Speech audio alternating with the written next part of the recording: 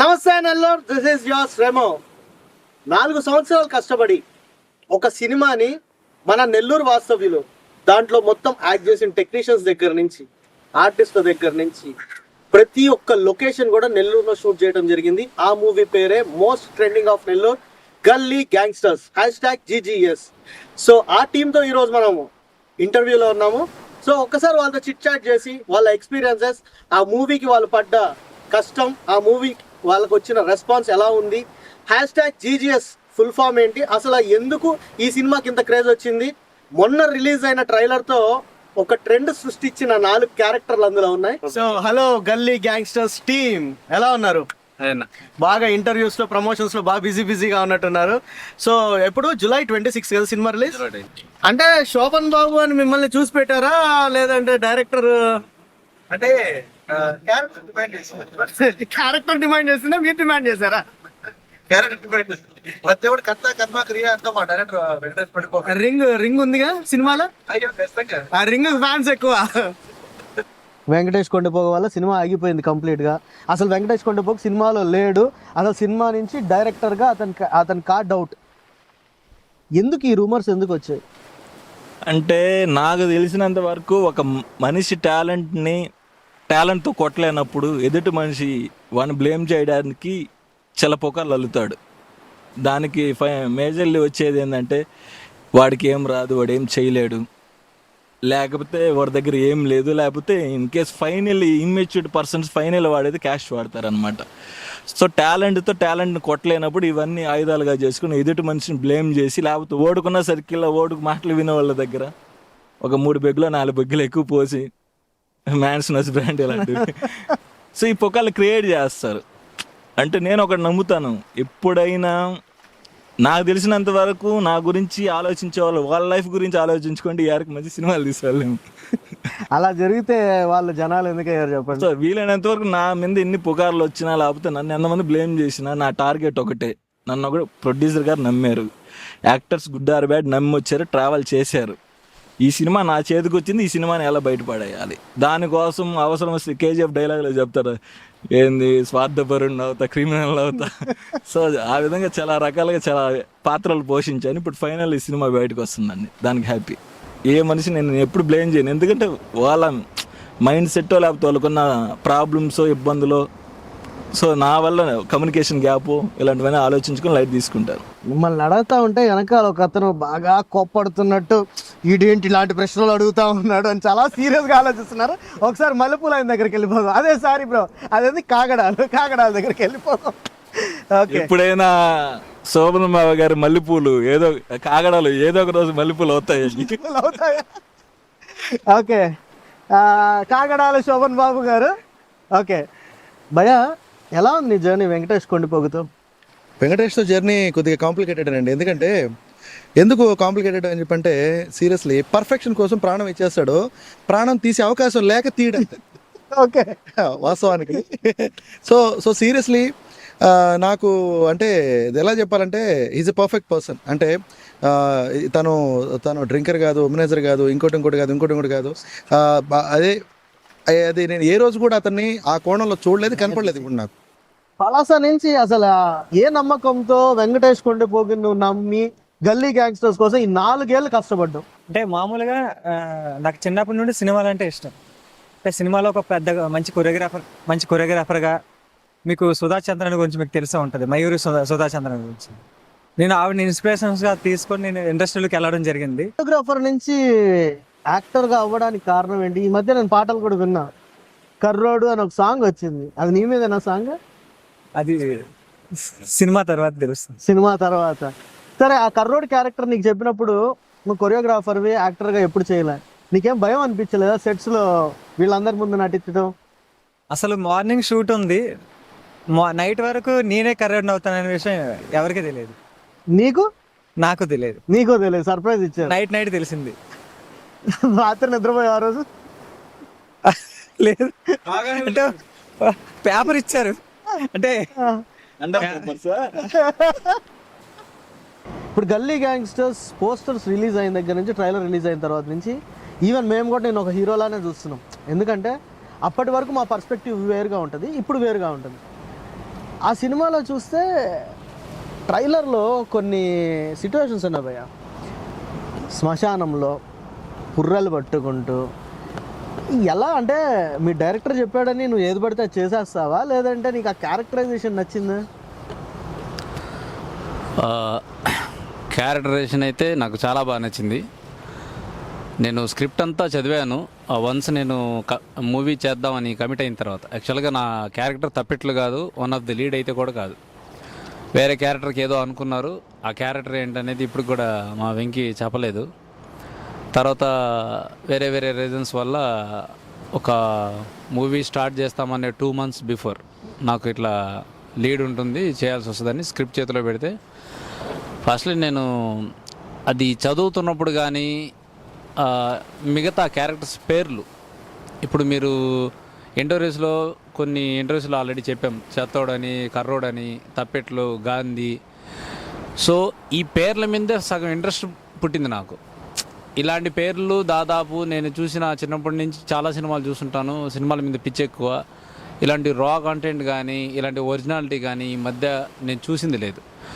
So ఇంకా make over కొద్దీ నేను ఫుల్లీ డైరెక్టర్ చెప్పినట్టు వెళ్దామని డిసైడ్ అయిపోయాను. ఎందుకంటే డైరెక్షన్ వైజ్గా మూవీస్ వైజ్గా నాకేం ఎక్స్పీరియన్స్ లేదు. First movie. Next coming to my bold బావా, సారీ చెత్తోడు, చెత్తనా బావా. ఏంటి బావా అదేదో చెత్తోడు క్యారెక్టర్ అంట, మరి బాగా హ్యాపీయా, సాటిస్ఫైడా? అంటే ఏవో ట్రైలర్లో 4-5 సీన్లు. యా యాక్చువల్లీ మన లాంగ్వేజ్ వద్దు, యాక్చువల్లీ వద్దు. అండ్ ఛాలెంజింగ్ క్యారెక్టర్ బావ. బేసిక్గా యాక్టర్కి ఇలాంటి క్యారెక్టర్స్ దొరికినప్పుడు యూటిలైజ్ చేసుకోవాలి, ప్రూవ్ చేసుకోవాలి. అది ఎవరైనా కానీ ఇలాంటివి మనం ఎప్పుడైతే ప్రూవ్ చేసుకుంటామో హీ కెన్ డూ ఎనీథింగ్ అనే ఒక నోట్ ఒకటి వచ్చేస్తుంది లైఫ్లో. ఫస్ట్ నాకు తను వచ్చి నరేషన్ ఇచ్చినప్పుడు ఐ థాట్ నాకు అవసరమా ఫస్ట్ థాట్. దెన్ ఆఫ్టర్ నేను నాతో మాట్లాడుకుంటున్నప్పుడు అనిపించింది, అరే నువ్వు కెరియర్ స్టార్ట్ చేసిందే యాక్టర్గా అవ్వాలని, నీకు అక్కడ ఏదో సెల్ఫ్ రెస్పెక్ట్ తగ్గిందని నువ్వు డైరెక్టర్ అయ్యో, టెక్నీషియన్ అయ్యో, ఇప్పుడు మళ్ళీ యాక్టర్గా నీకు ఛాన్స్ వచ్చింది, వై డోంట్ యూ ప్రూవ్, ఇది దేవుడిచ్చిన ఒక అవకాశం ఏమో, వై డోంట్ యూ ప్రూవ్ అనుకున్నాను. ఫ్యామిలీతో డిస్కస్ చేశాను. దే సెడ్ ఓకే అండ్ యాక్సెప్ట్ని ఛాలెంజ్గా తీసుకొని యాక్సెప్ట్ చేశాను. ఆ ఛాలెంజ్ని ఫుల్ఫిల్ చేసే క్రమంలో డైరెక్టర్ ఏం చెప్తే అది చేశాను. అంటే మరి ఇంత బోల్డ్ సీన్లు బాగా బోల్డ్ గా చేసావు అంటే నాకు ముందు చెప్పాలా బోల్డ్ కంటెంట్ గురించి? నీకు తెలుసు నేనేంటనేది, నేను రాముండని నీకు తెలుసు. తెలుసు ఈ ప్రశ్న నువ్వు ఇంటర్వ్యూల కోసం, తమ్లైన్ కోసం, ప్రోమో కోసం అడుగుతున్నావని కూడా నాకు తెలుసు. సో కమింగ్ పార్ట్, నీ రియల్ లైఫ్ కి ఇందులో ఉండే క్యారెక్టరైజేషన్ కి చాలా డిఫరెన్స్ ఉంది. బయట యాజ్ అన్ ఆర్జేబిఎంకే యూ హ్యావ్ ఎ రెప్యుటేషన్ అవన్నీ. సో నీ క్యారెక్టరైజేషన్కి ఆపోజిట్ క్యారెక్టర్ ఈ చెత్తోడు. సో అంటే నీ ఒరిజినల్ క్యారెక్టర్ మీద ఇది ఇంపాక్ట్ పడుతుందని నువ్వు అనుకోలేదా ఇప్పుడు? అనుకున్నాను, చాలాసార్లు భయం వేసింది. ట్రైలర్ రిలీజ్ అప్పుడు ఎప్పుడైతే అనౌన్స్ చేశారో పలానా డేట్లో 11/11 అని, నేను చూడలేదు. ఫస్ట్ ఆఫ్ ఆల్ భయం వేసింది, ఏం కంటెంట్ ఉంటుంది, ఎందుకంటే నేను ఏం సీన్స్ చేశానో తెలుసు కాబట్టి. అది ఖచ్చితంగా సొసైటీ మీద ఉంటుంది ఆ ఇంపాక్ట్. అసలు వావ్ ఫ్యాక్టర్లోకి వెళ్తారు చాలామంది, నమ్మరు కొంతమంది. అట్లనే నాకు మెసేజెస్ కూడా అలానే వచ్చాక ట్రైలర్ వచ్చాక. కానీ యాక్టర్గా ఉన్నప్పుడు యాక్టర్గానే ఉండాలి. తేజ గారు లేదంటే సోకాల్డ్ రెప్యూటెడ్ డైరెక్టర్స్ వాళ్ళతో నువ్వు చేసావు, వాళ్ళు చెప్పారు అంటే you can go on blind. ఈ సినిమా అవుద్దో అవ్వదో తెలీదు, రిలీజ్ అవుద్దో రిలీజ్ కాదో తెలీదు, అసలు పూర్తి చేస్తాడో లేదో తెలీదు. ఇన్ని సర్కమ్స్టాన్సెస్ మధ్య ఇలాంటి క్యారెక్టరైజేషన్ నువ్వు చేసావు కదా, నీ ఫ్యామిలీ నుంచి ప్రెషర్స్ కానీ ఏం లేవా, లేదా బయట సొసైటీ ప్రెషర్స్ లేవా? As you know and we both know, society గురించి మనం అసలు పట్టించుకోం. It's a cup of tea. మన వెనకాల ఎన్నన్నా మాట్లాడుకొని, అరవింద సమేతలో త్రివిక్రమ్ గారు ఒక డైలాగ్ రాసినట్టు, కొండను చూసి కుక్క మురిగితే కొండకి సేట అన్నట్టుగా, మనకి అది నథింగ్. అది మనకి నచ్చితే చేస్తాం, నచ్చకపోతే మనం ఆ జోన్లో ఉండం. అంటే ట్రైలర్లో ఐ మీన్ అంత రా కంటెంట్ కదా.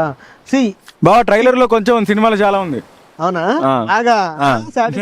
చెప్తున్నా, అంటే రా కంటెంట్, బోల్డ్ కంటెంట్ తీస్తే నా సినిమా చూస్తారు అనుకొని ఇందులో రా కంటెంట్ పెట్టావా, లేదా ట్రైలర్ కట్ కావాలనే రాగా కట్ చేయించావా? ఆ బోల్డ్ సీన్స్ ఉంటే జనాలు వ్యూవర్షిప్ బాగా వస్తుంది. 1 day 5 lakh వ్యూస్ వచ్చాయి మీ ట్రైలర్కి, దానికోసం పెట్టారా ఇట్లాంటివన్నీ? అంటే యాక్చువల్లీ నాకు తెలిసినంతవరకు లస్ట్ అంటే కింద 2 కలవాలి, లవ్ అంటే పైన 2 కలవాలి. సో నేను చూపించాలనుకున్నది రానెస్, ఆ బోల్డ్ కంటెంట్ చూపించాలనుకున్నప్పుడు ఖచ్చితంగా ఇలానే చూపించాలి. అంటే నేను వాళ్ళు జెన్యున్గా వాళ్ళు ఏదైనా మంచి తామర పువ్వు లాంటి వ్యక్తులు అయితే వాళ్ళు కాదు, గన్నేరు పువ్వులు వాళ్ళు సినిమాలో. సో ఆ బ్యూటీని నేను అంత వరస్ట్గా వాళ్ళని అలా చూపించాలనుకున్నప్పుడు ఖచ్చితంగా ఆ విధంగానే కన్వే చేయాలి. వాళ్ళ క్యారెక్టర్స్ అప్పుడే జనాలకి ఇంత వరస్ట్గా ఉంటారంటే ఆడ నిజంగా అంత బోల్డ్ అని ఫీల్ అయ్యి వీళ్ళ క్యారెక్టర్స్ అంత వరస్ట్గా ఉన్నాయంటే అదే సక్సెస్ ఇక్కడ. అంటే ఈ సినిమా లవ్వా, లస్టా, బోల్డా? సో లవ్, లస్ట్, బోల్డ్ అని 3 క్యారెక్టర్స్ మీద రన్ చేశాను రఫ్గా.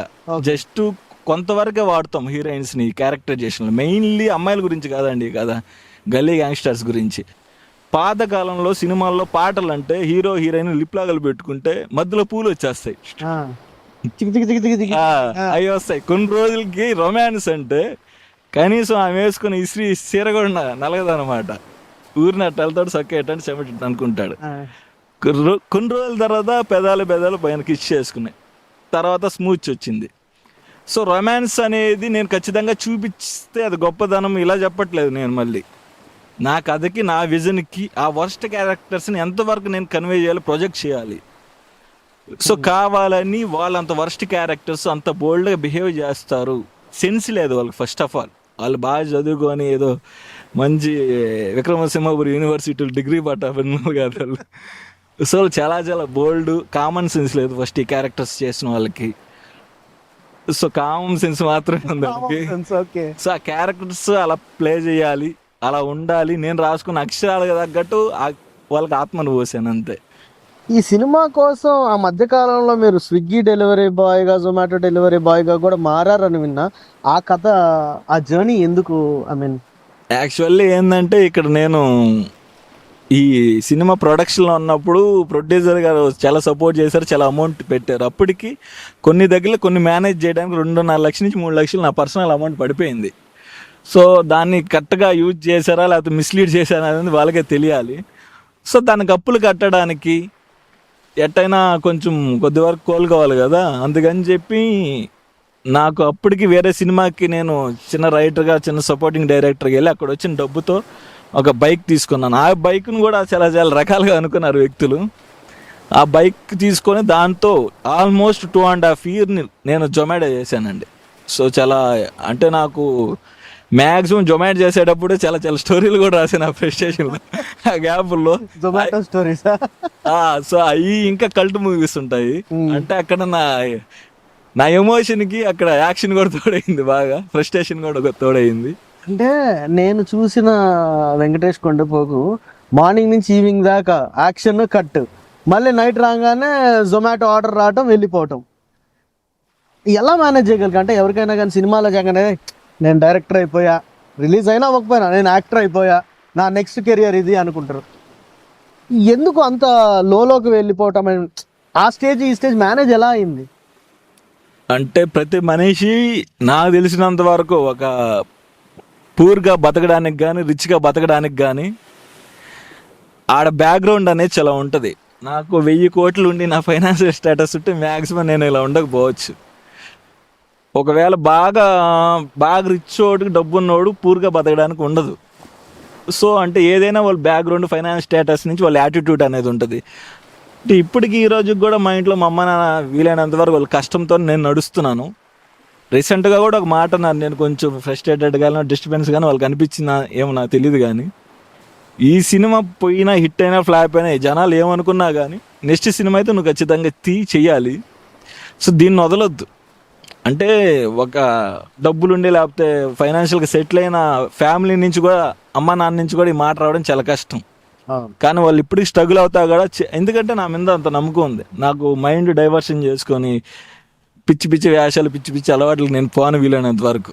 సో నా గోల్ ఏంది, నా లవర్ అయినా, నా పిల్లమైనా, నా కీప్ అయిన సినిమాని. సో దానికోసమే నేను ఈ రోజుకి కూడా ఇలానే ఉన్నాను, ఇలానే చేస్తున్నాను.